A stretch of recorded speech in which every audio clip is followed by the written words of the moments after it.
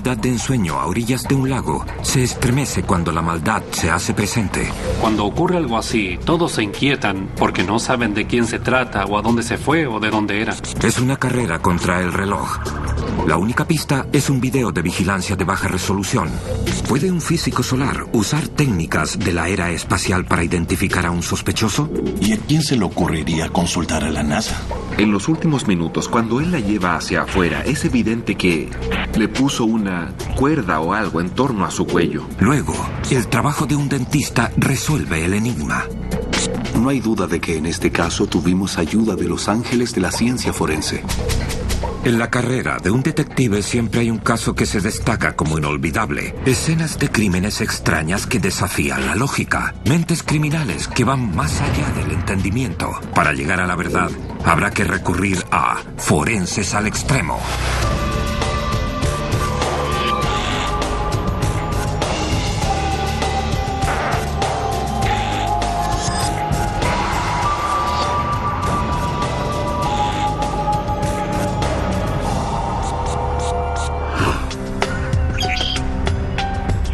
Moose Lake, un lugar de ensueño para las vacaciones al norte de Minnesota. Moose Lake tiene una población de unos 2.200 habitantes. Sus casas están alrededor del lago y a unos 6 u 8 kilómetros de la ciudad hay otros 8 o 9 lagos, por lo que es una ciudad muy agitada los 12 meses del año. 26 de mayo de 1999. Es víspera del Día de los Caídos y el pequeño pueblo se prepara ante la avalancha de turistas. El 26 de mayo fue un día jueves por la noche. Yo trabajé en el turno de noche. Fue una noche maravillosa, hacía calor. Había mucha gente y mucho movimiento. A las 10:30 de la noche, Catherine Hanek está terminando su turno en un restaurante junto a una gasolinera en las afueras de la ciudad. A la hora del cierre, un hombre aparece entre las sombras. Apagué todas las luces. Estaba limpiando y ordenando cuando oí que alguien entró por la puerta principal. Señor, el local ya está cerrado.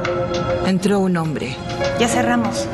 Y quería ir hasta el otro lado, a la gasolinera, y le dije que la puerta estaba cerrada, que no podía entrar por esa puerta. Entonces me pareció que se iba. Catherine se siente aliviada cuando el sujeto se va, pero no es ella la que está en peligro. Él parecía intoxicado. Entonces cerré la puerta principal. Antes de irse, Catherine pasa a despedirse de su amiga Katie Poirier, quien trabaja el último turno en la tienda de la gasolinera. Conocí a Katie cuando trabajé con ella en la gasolinera, al lado del restaurante. Nos hicimos amigas entonces. Sí, gracias. Así que antes de irme le dije a Katie que me iba a casa, como siempre lo hacíamos, porque le dije, me voy, por lo cual ella sabía que me iba. Pero cuando Catherine llega a su auto, se sorprende al ver que el hombre que pensó que se había ido permanece ahora en el estacionamiento. Se subió a su camioneta y se fue. Y yo salí al mismo tiempo, así que estaba justo detrás suyo. Y luego se dirigió por la carretera en la misma dirección en que iba yo, porque me dirigía a la ciudad donde vivía. Incluso él manejaba como si estuviera ebrio.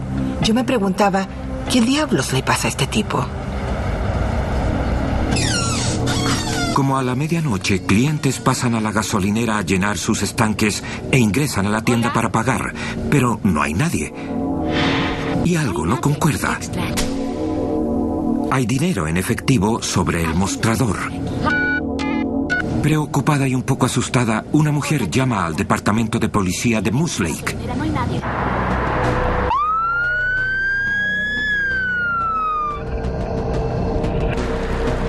Cuando llegamos, la tienda estaba abierta y las luces encendidas. Y ningún empleado. Buscamos rápidamente por toda la tienda, también en los baños, solo para asegurarnos de que no estaba herida o algo así. Pero Katie Poirier no está herida en el baño ni en parte alguna de la tienda, y hay indicios aún más preocupantes. Las llaves de Katie están sobre el mostrador. Su auto sigue en el estacionamiento. Inmediatamente, Heaton, jefe del departamento de policía, revisa el video de la cámara de vigilancia de la tienda. La resolución es baja, pero suficiente para darse cuenta que Katie Poirier, de 19 años, fue forzada a salir de la tienda contra su voluntad. Crímenes como este no se supone que ocurran en lugares como Moose Lake. Era una imagen escalofriante, porque él tenía las manos en torno a su cuello y literalmente la empujaba hacia afuera. Dale Heaton tiene casi 50 años de carrera y comienza a pensar en lo peor. Lo primero que pensé fue, tenemos que encontrarla y rápido, porque la persona que la secuestró no lo hizo con buenos propósitos. Todo el estado colabora con la solicitud de apoyo. Nuestro departamento de policía es pequeño. De vez en cuando recibimos ayuda del departamento del sheriff del condado de Carlton. Dave Sebow, ex sheriff del condado de Carlton, apoya con varios de sus oficiales.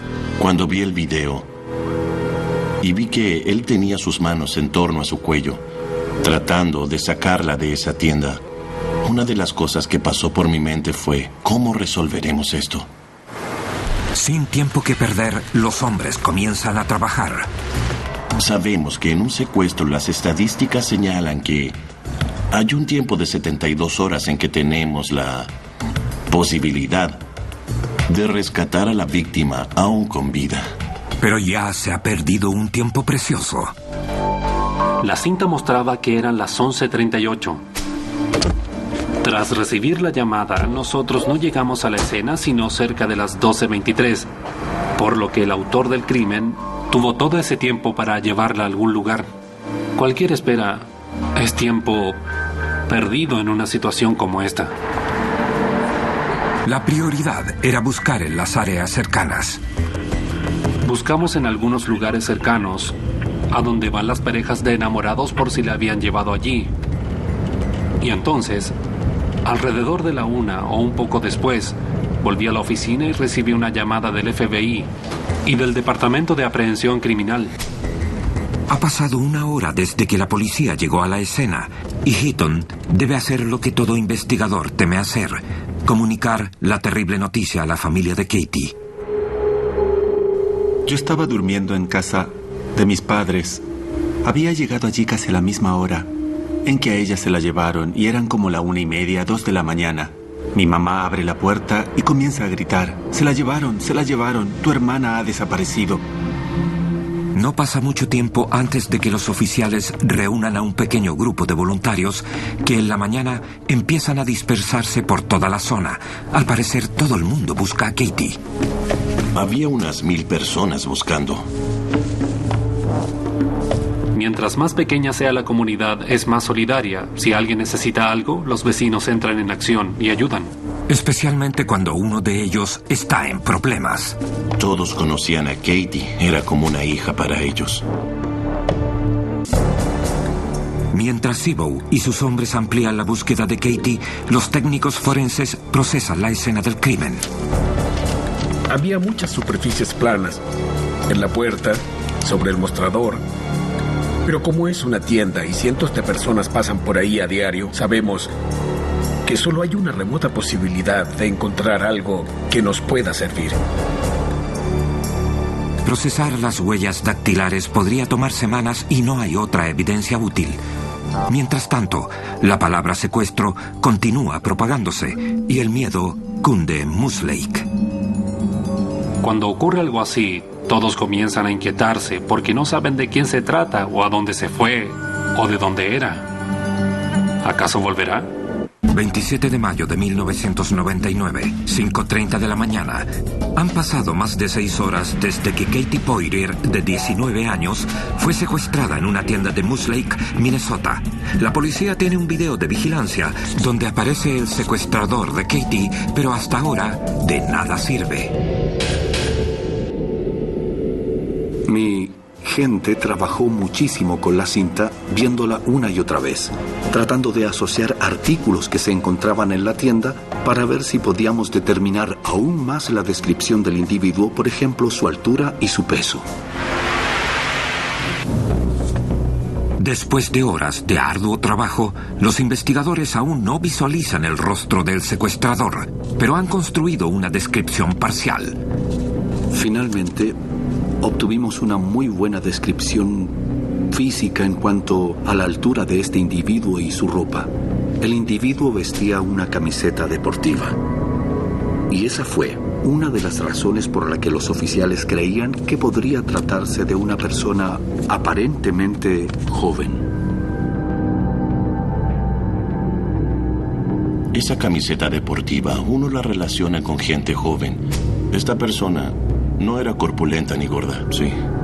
Parecía estar en buena forma, por lo que nos hizo pensar que tenía 20 años o algo así. Se trataría de un hombre blanco de unos 20 años de aproximadamente 1,82 m que viste una camiseta deportiva. Es un comienzo. Al oír la terrible noticia, Catherine Hanek, la empleada del restaurante, se contacta con los investigadores. Les cuenta sobre su aterrador encuentro con el hombre apenas horas antes de que Katie fuese secuestrada. Ella describió a un hombre blanco que pensaba tenía aproximadamente unos 50 años, de cabello rubio, de apariencia poco común y mentón prominente. Y describió el vehículo del hombre, que era una camioneta de color negro, y estaba muy segura de que los números de la matrícula eran 557. La forma en que él actuó le causó sospechas y mucho miedo. Un hombre de unos 50 años conduciendo una camioneta negra no coincide con el sospechoso que la policía cree ver en el video. Para empezar, estábamos buscando a alguien entre 20 y 30 años. Y yo les dije, el hombre que yo vi tenía entre 40 y 50 años. Y hay otra diferencia. El hombre que vio a Catherine Hanek no vestía una camiseta deportiva. Él llevaba puesto una camiseta normal, de color y unos jeans. Con el tiempo en contra, la policía decide investigar, sobre todo cuando Catherine entrega una valiosa pista sobre la camioneta negra. Katie Hanek estaba segura de que recordaba los 3 primeros números de la matrícula del vehículo. Y estaba segura de recordar que la última letra de las 3 letras de la matrícula era Y. Cuando obtuvimos esa lista, pusimos a los investigadores a buscar por todo el estado a los dueños de esos vehículos. Uno de los nombres en la larga lista de dueños de camionetas es Donald Blum. Sus antecedentes revelan que es casado, tiene 2 hijos y vive con su familia en Richfield, Minnesota, a 190 kilómetros de Moose Lake. Así que enviaron a un oficial a Richfield. Enviaron a un detective, quien se puso en contacto con la esposa de Donald Blum. Hola, ¿sí? Ella le dijo a los investigadores que su vehículo era blanco. No. Y el que estábamos buscando era todo lo contrario, negro. También dijo que lo habían vendido y que ya no lo tenían en su poder. De acuerdo, muchas gracias. Por lo que ese vehículo se descartó y los investigadores siguieron con el próximo de la lista. Con escasas pistas a su haber, los investigadores piden a Catherine y a otros que vieron la camioneta negra trabajar con un retratista de la policía. Este retrato compuesto se hizo con las coincidencias de todos los testigos al describir a la persona que vieron esa noche. 27 de mayo, 10:30 de la mañana. 10 horas después de la desaparición de Katie Poirier, el retrato de la policía se distribuye a los medios de comunicación y pasa a ser noticia a nivel nacional. Tuve que ser fuerte, solo pensaba en encontrar a Katie y al recoger el periódico me sentí bien. Estaba su foto. Alguien la verá, alguien la va a ver a ella. Con la atención de los medios, no pasa tiempo antes de que los teléfonos policiales comiencen a sonar. De inmediato empezamos a obtener pistas sobre la camioneta y hasta ese momento sabíamos que era de un hombre blanco que conducía una camioneta de color negro. Y nos llegaron cientos y cientos, en este caso miles de pistas. Uno por uno se tachan los nombres de la creciente lista de posibles sospechosos. Al mismo tiempo, una revisión de los registros de delincuentes sexuales en la zona sugiere el nombre de Lourdes Craigen. Tenía antecedentes penales por delitos sexuales y su descripción física coincidía casi totalmente con la información que teníamos, así como también con el retrato, por lo que era buscado intensa y cuidadosamente. Craigen es delgado y blanco. Podría ser él quien aparece en el video, pero es imposible estar seguro. Los investigadores lo han intentado todo para mejorar la calidad del video de vigilancia sin resultados. A un miembro del grupo de trabajo se le ocurre una idea. Tal vez los científicos de la NASA puedan ayudar. ¿Y a quién se le ocurriría consultar a la NASA? Recibí una llamada del FBI en que decían que tenían un caso sobre una jovencita secuestrada, Katie Poirier, y que querían traerme un video para que yo tratara de mejorar la imagen de la cinta y así revelar quién era el autor del crimen. 27 de mayo han pasado más de 15 horas desde que Katie Poirier fue secuestrada. Los agentes del FBI entregan el video de vigilancia al físico solar David Hathaway de la NASA en Huntsville, Alabama. Él se especializa en limpiar imágenes de baja resolución enviadas desde millones de kilómetros en el espacio. Estudio el Sol y en especial el ciclo de 11 años de manchas solares. Por eso proceso muchas imágenes, tratando de obtener imágenes nítidas del Sol y luego las analizo. El sistema de estabilización de imagen de video o VISAR fue iniciado por el Dr. Hathaway y se utilizó por primera vez en 1996 en un crimen. Nos involucramos en el análisis forense cuando el FBI vino al Centro de Vuelos Espaciales Marshall después del atentado en el Parque Olímpico en Atlanta. Sabían que podíamos aclarar las imágenes del Hubble, que estaban borrosas, y vinieron a pedirnos ayuda. Desde entonces, el Dr. Hathaway ha ayudado a resolver crímenes mejorando imágenes esenciales, pero estas son diferentes a todo lo anterior. Este es tal vez uno de los videos más desgarradores. Verla a ella trabajando activamente en la tienda tratando de ayudarlo, como si él fuese a comprar algo, y luego ver cómo la arrastra hacia afuera, casi con total seguridad con una cuerda o algo alrededor de su cuello. Es impactante. Es difícil lidiar con esto. 27 de mayo de 1999, 3 de la tarde. La policía debe apresurarse para encontrar a Katie Poirier, secuestrada 15 horas antes por un hombre grabado en un video de vigilancia de baja resolución. El video está ahora en manos del físico solar de la NASA, David Hathaway, en Huntsville, Alabama. Este fue uno de los casos más intensos en que he trabajado. Era un caso donde realmente pensábamos que si podíamos identificar al tipo y atraparlo de inmediato, podríamos salvarle la vida a ella. Fue muy estresante. Mejorar las imágenes de baja resolución implica una serie de pasos complejos que requieren de mucho tiempo. Debíamos hacer muchas cosas. Una de ellas era el llamado video entrelazado. Cada cuadro son dos imágenes que se unen con líneas de número impar, componiendo una sola imagen, y las líneas de números pares forman otra. Con el fin de obtener imágenes nítidas, tuvimos que separarlas y llenar los espacios intermedios, con una técnica que ya antes hemos probado y funciona muy bien para llenar los vacíos. Esta técnica produce imágenes únicas de este video entrelazado. Varias horas más tarde, las imágenes solo están un poco mejoradas, pero las pistas vitales se pueden revelar. El punto clave fue la camiseta de béisbol. Él vestía una camiseta de béisbol típica, oscura por delante y con mangas de colores claros, con la insignia de un equipo y el número 23 en la parte posterior. Es una ayuda, pero miles de fanáticos usan camisetas así. ¿Cómo la policía podría diferenciar esta? Obtener una imagen clara del secuestrador de Katie es difícil incluso para una de las mentes más brillantes de la NASA. Algo lamentable en el video es que la cámara capta la base de un estante de cigarros. Entonces la cara de él queda cubierta por este estante y no se ve. Solo podemos observarlo desde el mentón hacia abajo. Sin embargo, el Dr. Hathaway no se da por vencido. Él puede manipular un solo cuadro hasta que sea lo suficientemente nítido para entregar una nueva pista reveladora, una que cambiará el curso de toda la investigación. Hay distintas secuencias donde él está parado y se puede aclarar un poco, y una en particular donde él está muy cerca de la cámara. Se pueden distinguir los detalles en el cabello y un poco de su cara donde es evidente que se trata de una persona mayor. Una persona mayor. La policía siempre estuvo convencida de que su hombre tenía entre 20 y 30 años. Ahora piensan que tiene entre 40 y 50 años, casi 10 años mayor que su principal sospechoso, Lourdes Cragen. Pero eso no es todo. Otra evidencia importante, gracias al segundo mejoramiento de la cinta de video por la NASA, fue que pudieron determinar que el pelo en la parte trasera de la cabeza del sospechoso tenía una coloración diferente, la que creen se debe a que se tiñe el pelo o definitivamente era de color diferente. Catherine Hanek describió a un sospechoso de cabello desordenado en una camioneta negra.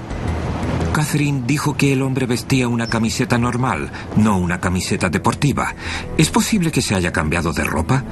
Y como aún no hay imagen clara de la cara del secuestrador, los investigadores siguen revisando la larga lista de personas que poseen camionetas negras. 30 de mayo, 10 de la mañana. El reloj pasa las 72 horas cruciales. Las esperanzas de encontrar viva a Katie Poirier disminuyen, pero su familia se niega a darse por vencida. We still have hope, we still have the faith, and we just want to find Katie. Los voluntarios tampoco ceden, incluso cuando los días de búsqueda se transforman en semanas. La gente tomaba sus vacaciones solo para la búsqueda. Me refiero a gente de lugares tan lejanos como Alaska viniendo a ayudar a California.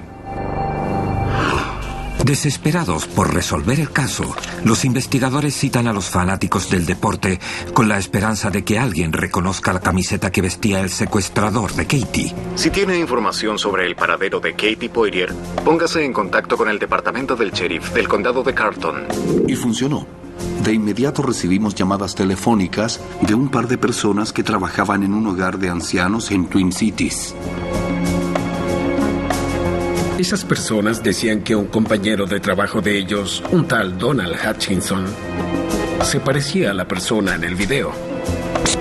También informaron que tenían una camiseta que le habían visto usar en varias ocasiones, muy similar a la de las imágenes.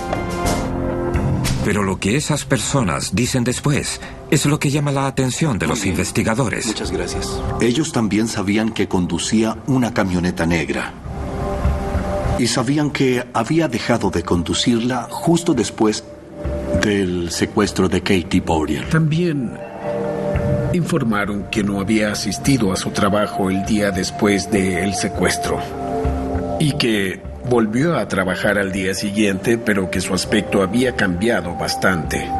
Se había cortado el cabello y estaba dejando crecer su barba y pensaron que se estaba comportando en forma extraña. Fue un momento importante.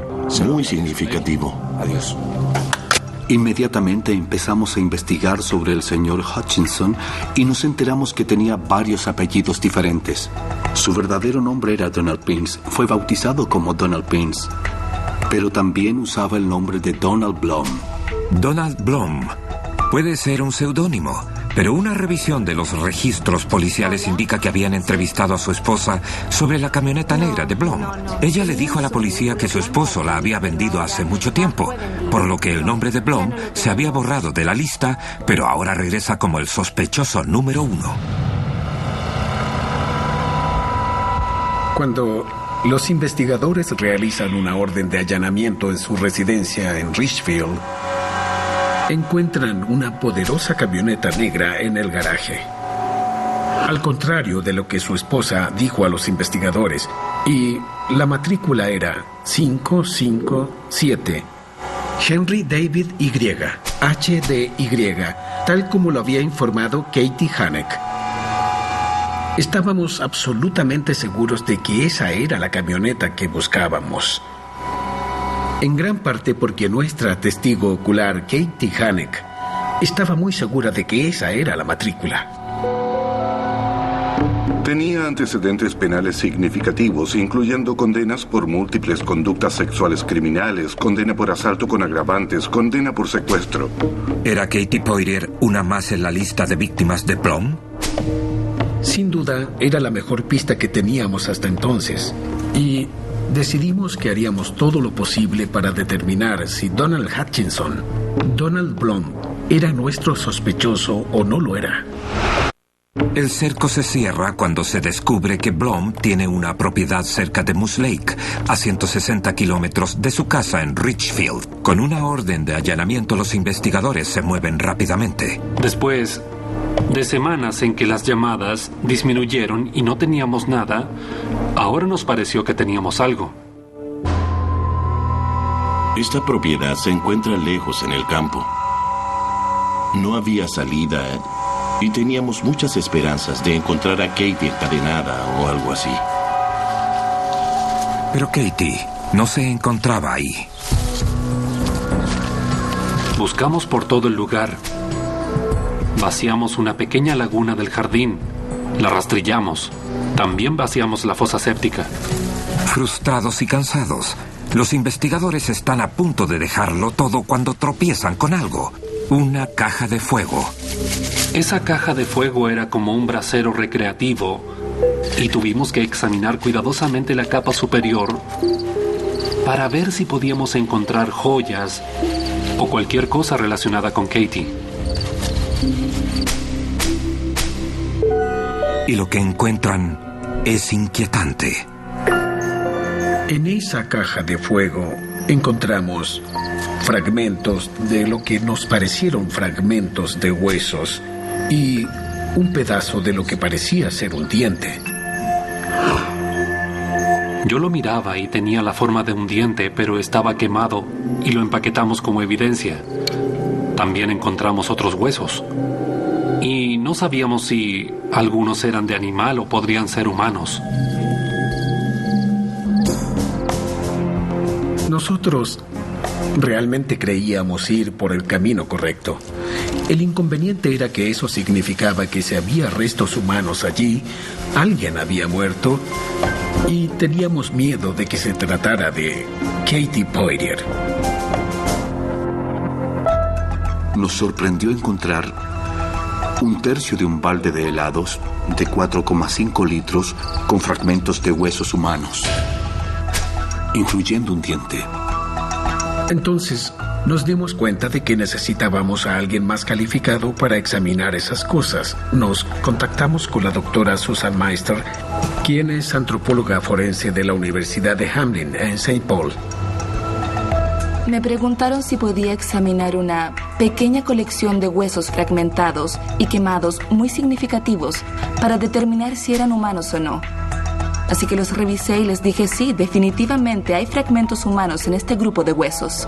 Ya sea que los huesos pertenezcan a Katie Poirier o a alguien más, ahora los investigadores creen tener un homicidio en sus manos. Cuando se quema un hueso que está cubierto por carne, a menudo se ve la formación de este tipo de fractura semilunar, o lo que llamamos fractura de la uña del pulgar, que se forma a lo largo del hueso cuando el tejido se está quemando y se está carbonizando. La mayoría de los huesos que encontré eran huesos que fueron quemados cuando la piel aún los cubría. La doctora Meister descubre evidencias más preocupantes. Todos los fragmentos de huesos que se habían recogido en la caja de fuego en la propiedad de Donald Blum pertenecían a los restos de una mujer joven muy pequeña. Pude hacer esa distinción porque teníamos huesos que representan a cada segmento del esqueleto.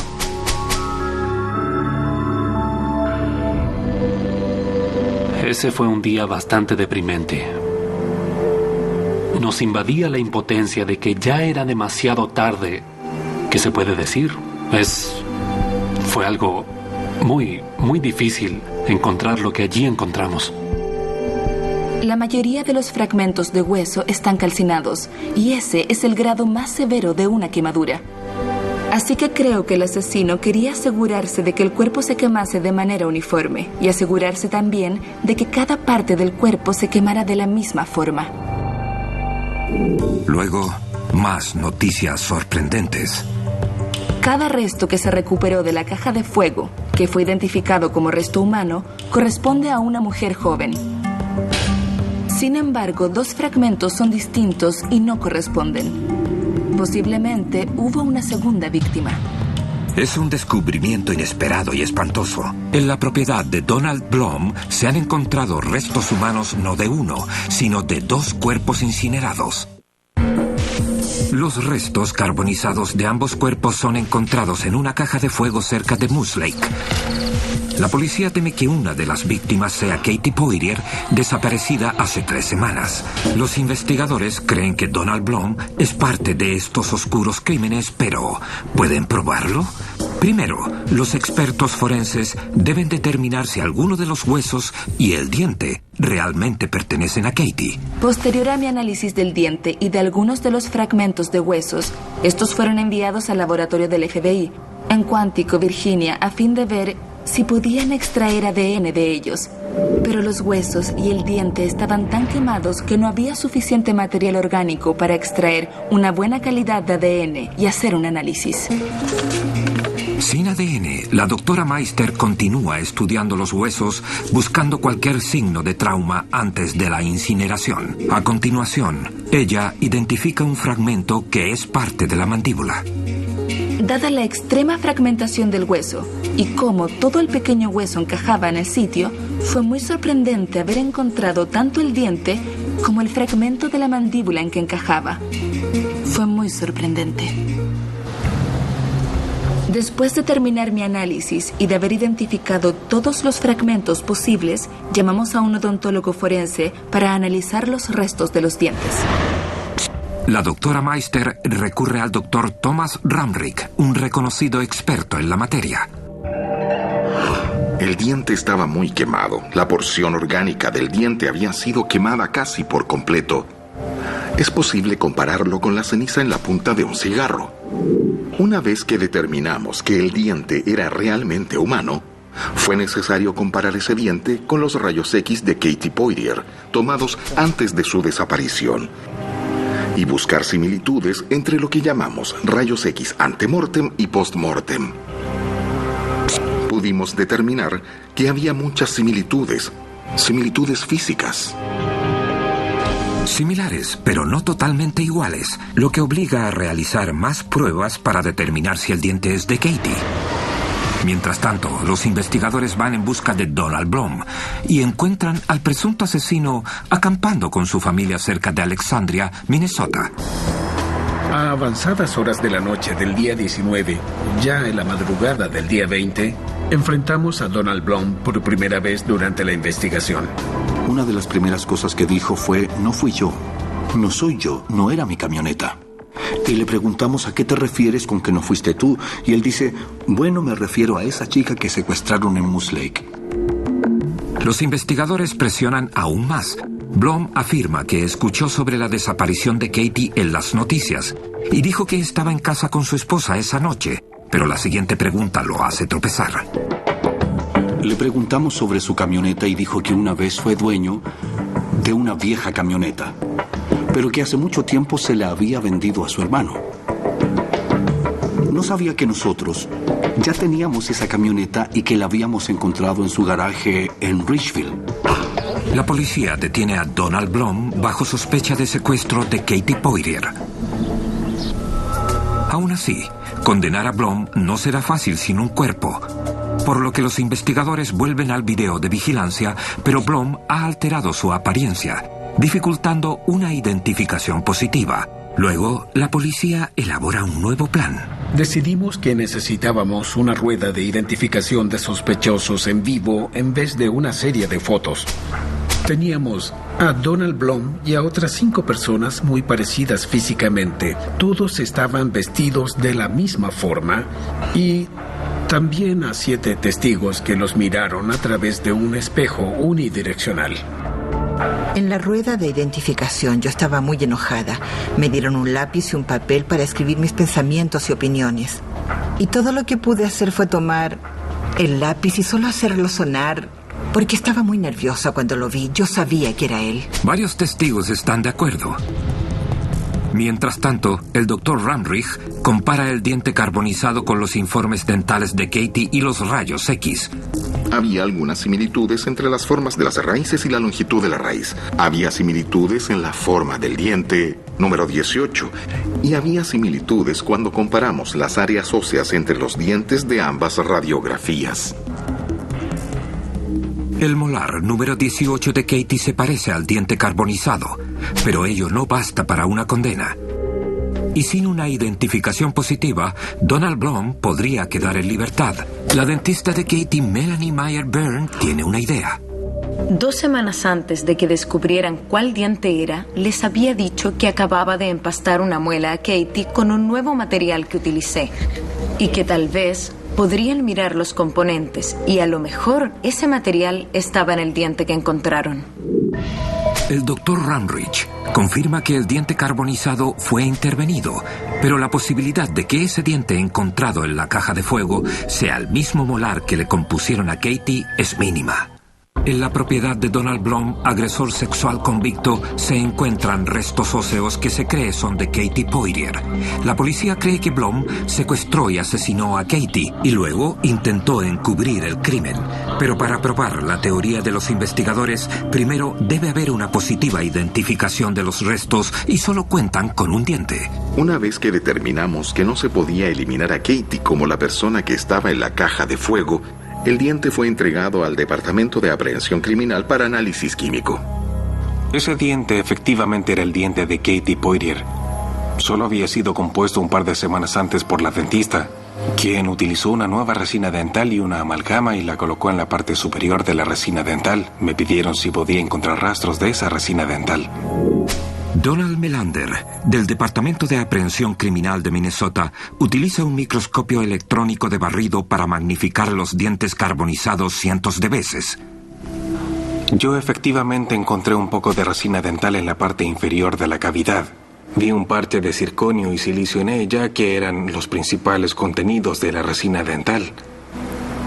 El hallazgo de estos componentes es muy singular, porque estaba bajo una amalgama y se supone que es el único producto realmente compatible con una amalgama. Es algo muy singular. Eso necesitaba escuchar el fiscal del distrito del condado de Carlton, Thomas Pertler. Eso confirmó que el diente que estuvo examinando, que fue sacado de la caja de fuego, que era el diente post-mortem y estaba tratado de la misma manera que lo había hecho la dentista de Katie justo antes de su secuestro, por lo que todos coincidían en que esta era una identificación de Katie Poirier. Para nosotros esa fue la prueba clave que demostró que Katie Poirier en realidad había fallecido. Los investigadores fijan ahora su atención en el monstruo al que creen responsable de la muerte de Katie, Donald Blum.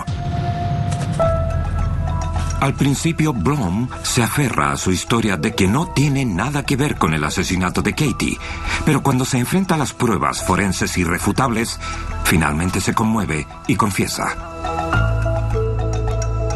Durante su declaración, reconoció haber ido hasta su propiedad en Moose Lake. Admitió haber ido a la tienda a la espera de una oportunidad para secuestrar a Katie. Con voz casi monótona,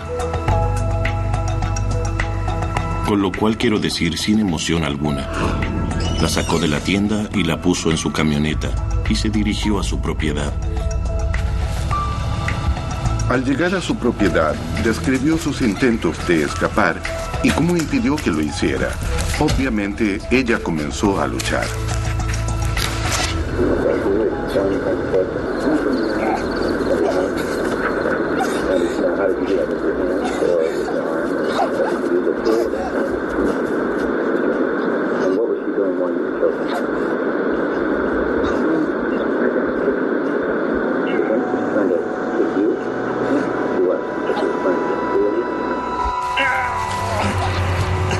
Él reconoció que ella estuvo luchando, queriendo zafarse.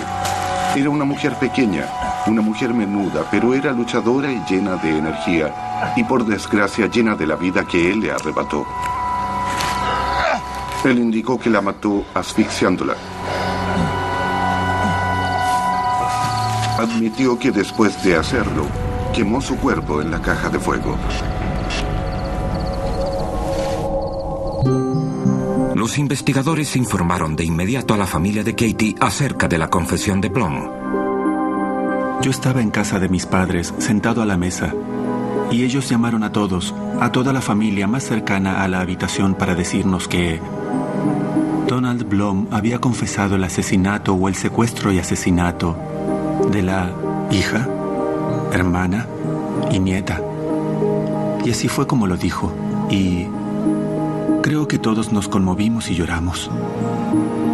Él puede haberla matado, haber tomado su cuerpo, pero no tomó su alma. Y eso es probablemente lo más importante, que él no ganó y nunca va a ganar. Luego, en un giro sorprendente, Blom afirma que estaba bajo la influencia de un medicamento cuando hizo la confesión y se retracta. 9 meses más tarde, el caso va a juicio. El abogado defensor de Blom afirma que el verdadero asesino no es su cliente, sino que Lourdes Craigen, a quien los policías habían investigado antes.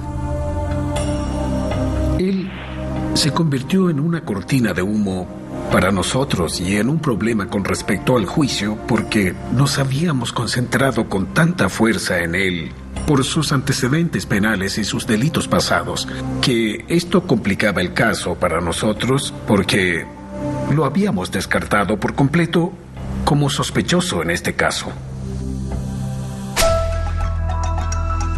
Pero los fiscales temen que mencionar el nombre de Craigen puede arrojar suficientes dudas en los miembros del jurado como para absolver a Donald Blom. Los investigadores necesitan actuar con rapidez. Una vez más, recurren al físico solar de la NASA, David Hathaway, esta vez para descartar a un sospechoso. Me preguntaron si podría ver nuevamente el video para determinar si había tatuajes. Afortunadamente, en una secuencia del video hay unos 6 cuadros donde él está parado casi frente al mostrador y frente a la cámara. Y entonces fue posible utilizar nuestro proceso en esa secuencia para aclararla lo suficiente y determinar que no había ningún tatuaje. Y eso bastó para aclarar que Lourdes Craigen no era el asesino. No había ningún tatuaje visible en el brazo izquierdo del sospechoso. Pero él tenía uno en su brazo izquierdo. Los investigadores confirman que el tatuaje del brazo de Craigen lo tenía mucho antes de que Katie fuera secuestrada. Por segunda vez lo eliminan como sospechoso. La fiscalía apoya el caso y los miembros del jurado se apresuran a emitir un veredicto. A Donald Blom, de 50 años, se le considera culpable del secuestro y asesinato en primer grado de Katie Poirier. El 16 de agosto de 2000, Blom es condenado a cadena perpetua sin posibilidad de libertad condicional. Ahora está en prisión y no volverá a salir de ahí. Finalmente, si no hubiera sido por un científico de la NASA y un solo diente examinado por un equipo de expertos forenses, Donald Blom aún estaría caminando por las calles acechando a otras mujeres. En seguridad pública hablamos de crear nuestra propia suerte, pero hay que trabajar muy duro para lograrlo. No hay duda que en este caso nos ayudaron los ángeles de la ciencia forense. Fue tan fortuito encontrar ese diente. Fue lo único identificable que hallamos y pudimos relacionarlo con ella en un 100%. Tanto que pensé que era lo más grande en este mundo. Fue el diente. Fue el diente el que nos devolvió a Katie.